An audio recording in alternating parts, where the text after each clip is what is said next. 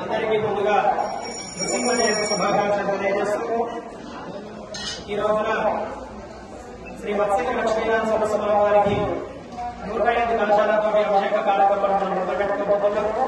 అలాగే మన దేశంలో ఉన్నటువంటి ప్రజలంతా కూడా సుఖ సంతోషాలతో ఉండాలని చెప్పి, అలాగే మన భారత సైనికులంతా కూడా మన స్వామివారి రక్షణ చేత ఈ యొక్క ఆపరేషన్ సింధూర్ని విజయవంతం చేయాలని కోరుకుంటూ అందరం కూడా ఒకసారి స్వామివారిని స్మరిద్దాం. గోల్ మత్స్యగిరి లక్ష్మీనారాయణ భగవానికి